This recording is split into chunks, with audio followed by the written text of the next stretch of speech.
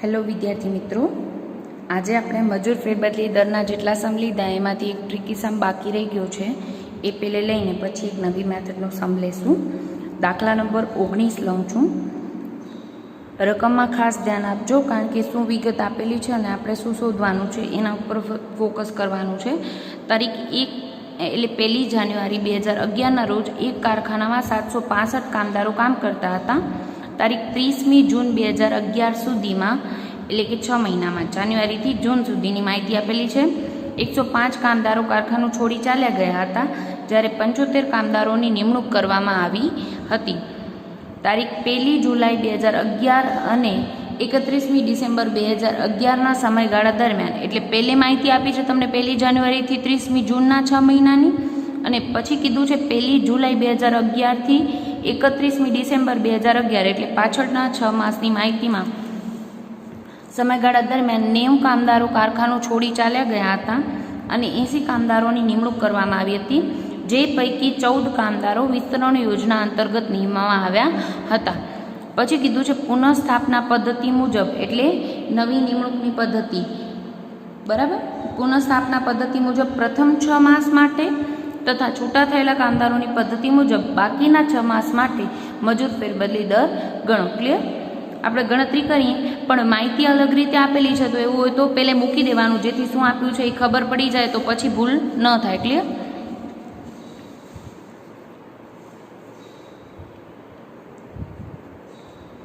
પહેલે તો તમને માહિતી આપી છે 1-1થી 30 જૂન સુધીની, અને બીજી માહિતી છે 1 જુલાઈથી 31 ડિસેમ્બર સુધીની, બરાબર. હવે એમાં એમ કીધું છે પહેલે 765 કામદારો શરૂના હતા. એમાંથી હવે મેઇન વસ્તુ એમ છે કે આમાં જે આપેલું છે ને એ ખાસ જોઈ લેજો. એમાંથી 30 જૂન સુધીમાં 105 નવા આવ્યા, 105 કારખાનું છોડી ગયા અને 75 કામદારો નવા આવ્યા છે, બરાબર. અને પછી કીધું છે 1 જુલાઈ 2011 અને 31મી ડિસેમ્બર 2011ના સમયગાળા દરમિયાન, એટલે પછીના 6 માસમાં 90 કામદારો છોડીને ગયા અને 80 કામદારોની નવી નિમણૂક હતી, જે પૈકી 14 વિસ્તરણ યોજના માટે હતા. આપણે શોર્ટમાં આટલું લખી લઈએ. અને પછી આપણે કીધું છે પહેલા 6 માસ માટે પુનઃસ્થાપના પદ્ધતિ અને પછીના 6 માસ માટે છૂટા થયેલા કામદારોની પદ્ધતિ મુજબ મજૂર ફેરબદલી દર ગણો. આપણે પહેલા 6 માસ માટે કરી નાખીએ પુનઃસ્થાપના પદ્ધતિ.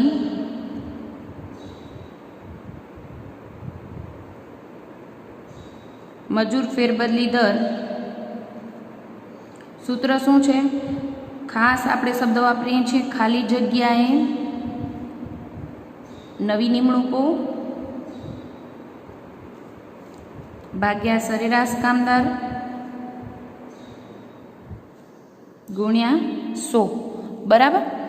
હવે ખાલી પડેલી જગ્યાએ નવી નિમણૂકો કેટલી? તો કે પહેલા 6 મહિનામાં તો 75 નવા આવ્યા છે એમ કીધું છે ને, એમાં વિસ્તરણ યોજના માટે કંઈ કીધું નથી, એટલે બધા ખાલી જગ્યાએ નવી નિમણૂક હશે.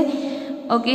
સરેરાશ કામદારો આપણે જનરલી નીચે શોધી જ લેવાના હોય, એટલે આપણે પહેલે શોધવાની જગ્યાએ અહીંયા સ્પેસ મૂકીને શોધી લઈએ છીએ. સરેરાશ કામદારનું સૂત્ર શું છે? તો કે શરૂના કામદાર પ્લસ આખરના કામદાર ભાગ્યા 2. હવે મેઇન વસ્તુ એ છે કે શરૂના આપ્યા હતા પણ આખરના નથી આપ્યા. તો લાસ્ટ લેક્ચરમાં આપણે વાત કરી હતી કે 765 શરૂના લખી નાખ્યા, પછી આખરના કેમ આવે?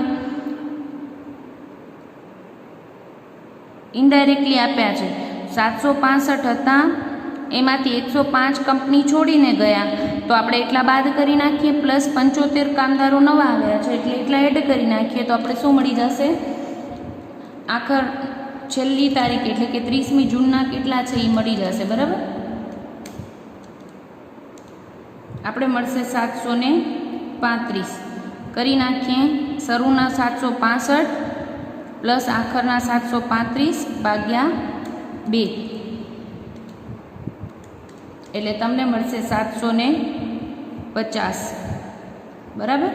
750 શું મળ્યું? સરેરાશ કામદારો. હવે આપણા મેઇન સૂત્રમાં મૂકી દઈએ. પુનઃસ્થાપના પદ્ધતિ મજૂર ફેરબદલી દર બરાબર ખાલી પડેલી જગ્યાએ નવી નિમણૂકો 75 ભાગ્યા સરેરાશ કામદાર આપણે શોધ્યા 750 ગુણ્યા 100, એટલે આપણે મળશે 10%, બરાબર. એ મળી ગયું. હવે બીજું શું શોધવાનું કીધું હતું? પછીના 6 માસ માટે આપણે છૂટા થયેલા કામદારોની આધારે આપણે ફેરબદલી દર ગણવાનો છે. ગણી નાખીએ. ત્યાગ પદ્ધતિએ પણ કહી શકાય. ત્યાગ પદ્ધતિએ મજૂર ફેરબદલી દર બરાબર સૂત્ર શું છે? કારખાનું છોડી ગયેલ કામદાર ભાગ્યા સરેરાશ કામદાર ગુણ્યા 100. હવે કારખાનું છોડી ગયામાં એક રિવિઝન તરીકે કહી દઉં, ખાસ યાદ દેવડાવી દઉં. એ પછી કોઈ પણ રીતે કામદાર આપણી કંપનીમાંથી ગયો હોય, રાજીનામું આપીને ગયા હોય, આપણા તરફથી બરતરફ કરવામાં આવ્યા હોય કે કોઈ પણ રીતે છટણી કરવામાં આવી હોય, તો એ બધા જ કામદારોનો આમાં સમાવેશ થઈ જાય છે. ક્લિયર? કોઈ પણ રીતે કારખાનું છોડી ગયેલા કામદાર હોય તો આપણે કીધું તું પછીના 6 માસ માટે આપણે લખ્યું પણ છે ખાસ, એટલે ભૂલાય નહીં. પછીના 6 માસ માટે કીધું છે. અને પછીના 6 માસ માટે આપણે કીધું તું 1 જુલાઈથી 31 ડિસેમ્બરમાં આપણા કેટલા કારખાનું છોડીને ગયા? 90 જણા કારખાનું છોડીને ગયા. એટલે 90 ભાગ્યા સરેરાશ કામદાર અહીંયા નથી આપ્યા, તો વળી પાછું આપણે ફરીથી ગણતરી કરવી પડશે. સરેરાશ કામદાર બરાબર શરૂના કામદાર પ્લસ આખરના કામદાર ભાગ્યા 2. હવે મેઇન વસ્તુ એ છે કે અહીંયા શરૂના પણ નથી આપ્યા અને આખરના પણ નથી આપ્યા. તમે કહેશો કારણ કે આપણે અહીંયા લખ્યું હતું ઓલરેડી ઇન્ફોર્મેશન, એમાં ક્યાંય શરૂના કે આખરના નથી આપ્યા. પણ એવું નથી, આપણે બેમાંથી એક વસ્તુ તો આપેલી જ હોય, બરાબર ને? અહીંયા આપણે શરૂના કામદાર નથી આપ્યા, તો આપણે ખબર છે કે જેમ સ્ટોકમાં આપણે કરતા હતા, આગળના સમયગાળાનો આખરનો સ્ટોક ચાલુ સમયગાળાનો શરૂનો સ્ટોક થાય. એમાં અહીંયા આપણે 1-1 થી 36 માટે આખરના કામદારો છે એ પહેલાં 6 મહિનાના જે આખરના કામદારો આપણે શોધી આવ્યા હતા, કેટલા આવ્યા હતા? 735. એ પહેલી 30 જૂનનો આખરમાં 735 કામદાર હતા. એનો મતલબ શું થાય? 1 જુલાઈના આપણા શરૂના કેટલા થશે? 735 કામદાર, બરાબર? એટલે શરૂના આપી દીધા છે, નથી આપ્યા નહીં, આપી દીધા છે. અને આખરના કઈ રીતે શોધતા હતા આપણે? તો કે આખરના કામદાર કેવી રીતે શોધાય? તો કે પહેલાં હતા 735, એમાં તો કારખાનું છોડીને ગયા એ બાદ કરી નાખીએ, અને નવા નિમાયેલા હોય પ્લસ કરી નાખીએ. હવે નવા નિમાયેલા 80 છે, એમાંથી 14 શું છે? વિસ્તરણ યોજનાને કારણે. પણ અહીંયા ખાસ યાદ રાખજો, આપણે 80 કારણ કે એટલા કામદારો આવે છે એટલે 80 એડ કરશું. સિવાય કે તમને પુનઃસ્થાપના પદ્ધતિએ ફેરબદલી દર શોધવાનું કીધું હોય તો આપણે અંશમાં લઈએ છીએ કે ખાલી પડેલી જગ્યાએ કેટલા લોકો આવ્યા, બરાબર? પણ આપણે જ્યારે કામદારો કેટલા એ શોધતા હોય ત્યારે તો કુલ લેવાનું છે, એ ભૂલાય નહીં. 735માંથી 90 છોડીને ગયા અને 80 કામદારો આપણા નવા નિમણૂક કર્યા છે, એટલે તમને મળશે 725, બરાબર? આપણે સરેરાશ કામદાર લઈ લઈએ 735 પ્લસ 725 ભાગ્યા 2, એટલે તમને મળશે 730 કામદાર. સૂત્રમાં મૂકી દઈએ. કારખાનું છોડી ગયેલ કામદાર 90 ભાગ્યા સરેરાશ કામદાર આપણે શોધ્યા 730 ગુણ્યા 100.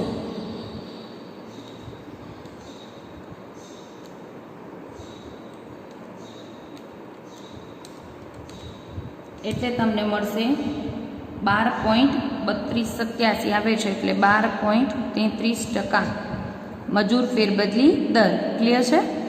મેઇન વસ્તુ શું આપેલું છે અને શું શોધવાનું છે એના ઉપર ફોકસ કરવાનું છે. હવે 2 ટ્રિકી સમ છે એવા લઈ લઈએ કે જેમાં ઇન્ફોર્મેશન અલગ રીતે આપેલી હોય.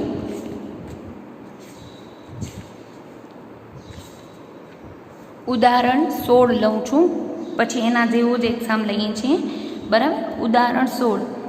માર્ચ 2011ની નીચે માહિતી પરથી કામદારો ક્ષ, ય અને જના મહેનતાણાની ગણતરી કરો. તમને ઇન્ફોર્મેશન શું આપી છે? તો કે કામદાર દીઠ માસિક પ્રમાણ ઉત્પાદન. હવે અહીંયા વસ્તુ શું છે એ સમજજો કે કેટલું ઉત્પાદન આપણે એને કરવાનું કીધું હતું અને એને કેટલું ઉત્પાદન કર્યું છે એ વિગત આપેલી છે. કામદાર દીઠ માસિક પ્રમાણ ઉત્પાદન એટલે આપણે એને કીધું હતું કે 100 એકમો બનાવવાના છે. મહિના દરમિયાન ખરેખર ઉત્પાદન કર્યું છે ક્ષ, ય અને જય 80 એકમો, 70 એકમો અને 90 એકમો. પછી કીધું છે ઉત્પાદન કરેલ એકમ દીઠ વેતન દર. અહીંયા વેતન દર 1 એકમનો આપ્યો છે, એટલે કાર્ય વેતન પ્રથા મુજબ આપણે સૂત્ર જોયું હતું ડબલ્યુ ગુણ્યા એ, એકમો ગુણ્યા એકમ દીઠ વેતન દર, બરાબર, એકમો ગુણ્યા એકમ દીઠ વેતન દર. જ્યારે સમયની માહિતી હોય ત્યારે કલાકો ગુણ્યા કલાક દીઠ દર કરવામાં આવે, અને અહીંયા એકમોની માહિતી છે એટલે એકમ દીઠ દર આપેલો છે.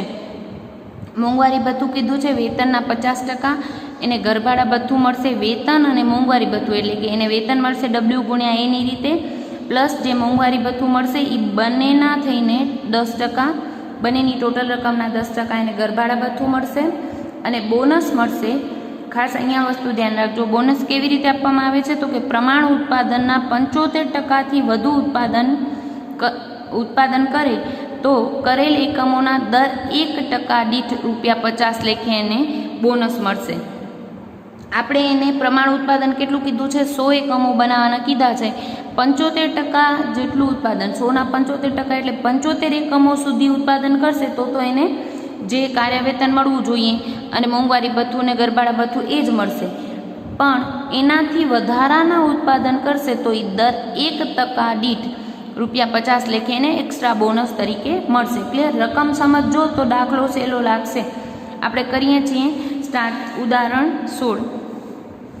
શું ઇન્ફોર્મેશન આપી છે ને કેટલું આપણે એને ત્રણેયને આપશું લખી નાખીએ. પેલે કાર્ય વેતન, મોંઘવારી ભથ્થું અને ઘરભાડા ભથ્થું ત્રણેય માટે સેમ છે એટલે આપણે પહેલાં એની ગણતરી કરી લઈએ, પછી ત્રણેયને બોનસ અલગ અલગ રીતે મળશે એની ગણતરી કરી. તો આપણે શું કીધું છે, એકમ દીઠ 15 લેખે, બરાબર ને? એટલે દરેકને એકમ દીઠ વેતન 15 તો મળશે જ, પ્લસ શું મળશે, મોંઘવારી ભથ્થું જે કીધું છે આપણે વેતનના 50%, એટલે આપણે કરશું 15ના 50%, એટલે એના અડધા કેટલા આવે, ₹7.5 એડ કરી નાખીએ એટલે મળશે 22.5. એડ શું કામ કર્યું છે તો કે આપણે જે ઘરભાડા ભથ્થું છે એ આપણે આ બંનેની સાથેની ટકાવારી આપી છે. ઘરભાડા ભથ્થું એમ કીધું છે વેતન અને મોંઘવારી ભથ્થાના 10%, એટલે આના 10%, બંનેના થઈને 22.5 મળ્યા. એના 10% તમને શું આપશું, ઘરભાડા ભથ્થું આપશું, એટલે તમને મળશે 22.5ના 10%, એટલે 2.25 એડ કરી નાખીએ એટલે 24.75, બરાબર. આટલું તો બધાને મળશે જ દરેક એકમ દીઠ, પરંતુ બોનસ બધાને અલગ અલગ મળે છે એટલે આટલું આપી દઈએ એક એકમ દીઠ અને પ્લસ બોનસ આપી દઈએ. આપણે આપ્યું છે ક્ષ, ય અને જ ની માહિતી આપેલી છે. વેતન આપી દઈએ કેટલું તો કે ક્ષ એ કર્યું છે 80 એકમો ઉત્પાદન, તો આપણે ખબર છે વેતન કેમ કરીએ છીએ, ડબલ્યુ ગુણ્યા આર, બરાબર. વર્ક ઇન યુનિટ પહેલું સૂત્ર લીધું હતું, કાર્ય વેતન પ્રથામાં બે સૂત્ર છે, ટીએ ગુણ્યા આર અને ડબલ્યુ ગુણ્યા આર. તો અહીંયા એકમોની માહિતી છે એટલે ડબલ્યુ ગુણ્યા આર કરશું. 80 ગુણ્યા 24.75 એકમ દીઠ વેતન દર મળ્યો, બરાબર. 15 તો તમારું બેઝિક વેતન હતું, પછી એમાં મોંઘવારી ભથ્થું અને ઘરભાડા ભથ્થું એડ કરીને કેટલા મળે છે, એક એકમ દીઠ 24.75. યને મળે છે 70 એકમો ગુણ્યા 24.75 અને ઝને મળે છે 90 એકમો ઉત્પાદન કર્યું છે એટલે 24.75 ગુણ્યા 90 કરશું.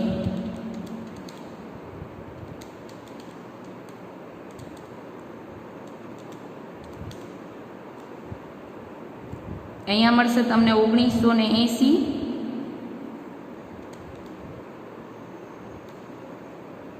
અહીંયા મળશે તમને 1732.5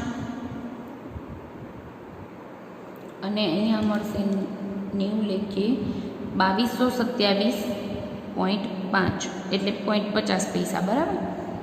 હવે બોનસ ત્રણેયને અલગ અલગ રીતે અપાય છે એટલે બોનસ એડ કરી નાખીએ એટલે આપણે ત્રણેયને મળતું વેતન મળી જાય. બોનસમાં એમ કીધું હતું પ્રમાણ ઉત્પાદનના 75%થી વધારાના ઉત્પાદન માટે દર 1% દીઠ 50 લેખે વધુ મળશે, બરાબર. હવે આપણે 100 એકમો પ્રમાણ ઉત્પાદન હતું એના 75% એટલે કેટલા મળે, 75 એકમો બનાવશે ત્યાં સુધી એને એટલું જ વેતન મળશે.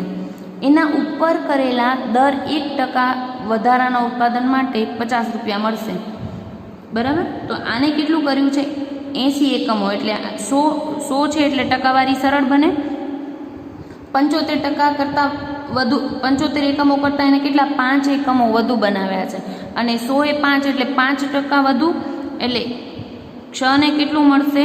5% ગુણ્યા 50 રૂપિયા. દર 1% દીઠ 50 રૂપિયા વધુ એટલે ક્ષને મળશે 5 ગુણ્યા 50 એટલે 250 રૂપિયા બોનસ. વાયને ક્ષ પછી વાયને મળશે કેટલું? વાયને તો કે એને બનાવ્યા છે 70 એકમો. હવે આપણે વાત કરી કે 75%થી વધારાના ઉત્પાદન માટે બોનસ મળે છે અને આને તો 75 એકમો બનાવ્યા પણ નથી એટલે વાયને કોઈ બોનસ મળશે નહીં. ઝેડને લઈ લઈએ. ઝેડ માટે એમ કીધું છે કે એને ઉત્પાદન કર્યું છે 90 એકમો. હવે આપણે 75% એટલે 75 એકમોથી વધુ કેટલા બનાવ્યા? 15 એકમો વધુ બનાવ્યા અને દર 100ના 15 એકમો એટલે કેટલા ટકા થાય? 15% થાય અને દર 1% દીઠ 50 રૂપિયા એટલે 1%ના 50 અને તો 15%ના કેટલા? એટલે 15 ગુણ્યા 50 કરીએ એટલે આપણે મળે 750 એટલે ઝેડને બોનસ મળશે 750. જેમ વધુ કાર્ય કર્યું હશે એને વધુ બોનસ મળે એ રીતે આપણે એને બોનસ આપી દીધું. હવે આપણે વેતન અને બોનસનું ટોટલ કરી નાખીએ એટલે આપણે મળી જાય એને ટોટલ પેમેન્ટ કેટલું કરવાનું છે. 1980 પ્લસ 250 કરીએ એટલે આપણે મળે 2230. આને તો બોનસ મળ્યું જ નથી એટલે એને બેઝિક પે સ્કેલ મળશે 1732.50 અને આમને મળશે 2227.50 પ્લસ 750 એટલે મળશે 2977.50. બરાબર, ક્લિયર? હજી એક આવો જ સમ છે પણ જેમાં ટકાવારી અહીંયા 100 પર જ ટકાવારી હતી એટલે સરળ હતું, પણ થોડુંક ટ્રિકી હોય તો કઈ રીતનું હોઈ શકે એવો એક સમ છે તમારામાં. આપણે પહેલે એ લઈ લઈએ. દાખલા નંબર 8B આવો જ છે, એ લઈ લઈએ છીએ. પહેલે દાખલા નંબર 8Bની વિગતો જોઈએ તો આપણે કીધું છે ડિસેમ્બર 2011ની નીચે આપેલી વિગતો પરથી નીલ મોદીની માસિક મજૂરીની રકમ તથા કુલ મજૂરીને આધારે મજૂરીનો કલાક દીઠ અસરકારક દર પણ શોધો. અહીંયા શું કીધું છે? માસિક મજૂરી અને મહિનાની કેટલી મજૂરીની રકમ મળશે એ કુલ મજૂરી જણાવો અને કલાક દીઠ દર પણ જણાવો. એટલે કુલ મજૂરી ભાગ્યા કલાકો કરશું એટલે કલાક દીઠ મજૂરી દર પણ મળી જશે. પણ વિગતો શું આપી છે? તો કે પ્રમાણ ઉત્પાદન છે 5000 એકમો, માં 100 હતું એટલે ટકાવારી સરળ હતી. અહીંયા કેવી રીતે કરવાનું છે એ વિદ્યાર્થીઓ ભૂલ કરતા હોય છે. 1% દીઠ હોય તો એનો મિનિંગ શું થાય એ સમજવા માટે જ આ સામ મેં લીધો છે. પ્રમાણ ઉત્પાદન કીધું છે 5000 એકમો, ખરેખર ઉત્પાદન એને કર્યું 5000 જ એકમો. કાર્ય વેતન દર કીધું છે એકમ દીઠ 0.20 લેખે એટલે કે 20 પૈસા. મોંઘવારી બધું સ્થિર છે, બધાને સરખું જ મળશે 500. માસિક કામકાજના કલાકો છે 200. આ કામકાજના કલાકો વધારામાં એટલે આપ્યા છે કારણ કે આપણે કલાક દીઠ દર પણ શોધવાનો છે. ખરેખર ઉત્પાદન પર હવે આ વસ્તુ આ લાઈન ઉપર ફોકસ કરજો. ખરેખર ઉત્પાદન પર કાર્ય વેતન દર એ વેતન ચૂકવાય છે. કાર્ય વેતન દર એટલે W ગુણ્યા R. જ્યારે પ્રમાણ ઉત્પાદનના 80%થી વધારાના ઉત્પાદન માટે દરેક વધારાના 1% દીઠ ₹20 લેખે બોનસ મળે છે. ક્લિયર? ઉમાં 75% હતું, અહીંયા 80%થી વધારાના ઉત્પાદન માટે દર 1% દીઠ ₹20 લેખે એને બોનસ મળે છે. સાવ સરળ છે, કરી નાખીએ. દાખલા નંબર 8B.